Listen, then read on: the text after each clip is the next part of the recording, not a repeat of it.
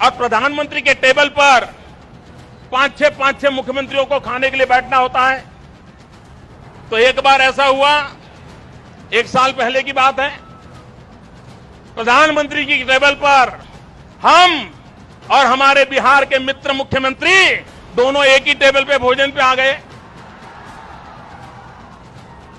भोजन परोसा जा रहा था, लेकिन वो खाना खा नहीं रहे थे, इधर उधर देख रहे थे, चारों तरफ देख रहे थे।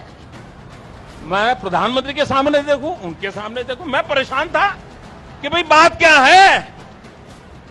फिर मुझे समझ में आया। मैंने मेरे मित्र को कहा, अरे भाई चिंता मत करो, कोई कैमरे वाला नहीं है, खा लो।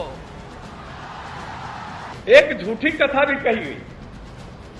प्रधानमंत्री के किसी भोज के किसी टेबल पर हम और वो आमने सामने कभी नहीं बैठे।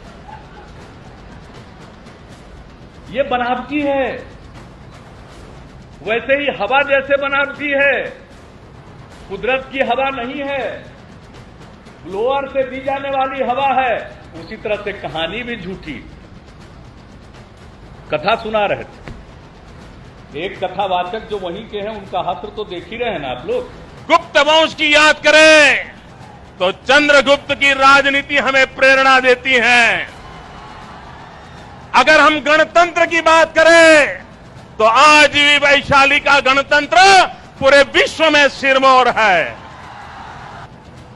अगर हम साम्राज्य की बात करें, सम्राट की बात करें, तो आज भी सम्राट अशोक के बाद कोई सम्राट याद नहीं हो आता है। अगर पाटलिपुत्र को याद करें तो पटना की हर गली याद आती है। इतिहास का तो अद्भुत ज्ञान है। चंद्रगुप्त गुप्त वंश के हो गए, मौर्य वंश के सिरमौर चंद्रगुप्त, जिनका पाटलिपुत्र गुप्त वंश के काल को भी स्वर्णिम काल कहा गया है, वहां भी चंद्रगुप्त थे। लेकिन ये चंद्रगुप्त जिनकी चर्चा हो रही थी वो मौर्य वंश के संस्थापक, उन्हीं का पोता अशोक था। अगर हम ज्ञान युग को याद करें तो नालंदा और तक्षशिला का स्मरण होता है। ये मेरा बिहार है भाइयों। हम सुन रहे थे, मुझको आश्चर्य हो रहा था, तक्षशिला को भी बिहारी में बता दिया गया। तक्षशिला उत्तर पश्चिम में है, हम होकर आए हैं, अब वो पाकिस्तान में पड़ता है।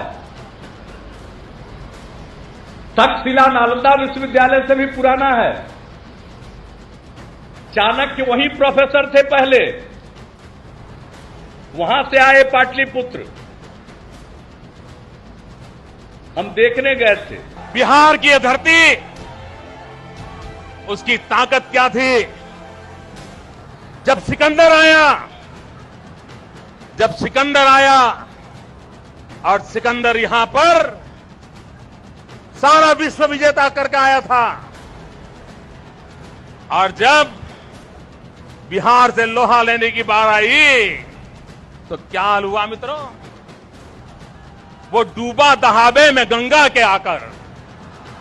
जिस भूमि के सैलानियों ने सिकंदर के इतिहास पर कालिमा लगा दी थी, सिकंदर को गंगा नदी के किनारे तक पहुंचा दिए। वो तो सतलज के पहले ही से भाग गया, उसकी फौज कमजोर पड़ गई, बीमार पड़ने लगे थे और रास्ते में मर भी गए। वो गंगा नदी के पास तक नहीं आ पाए।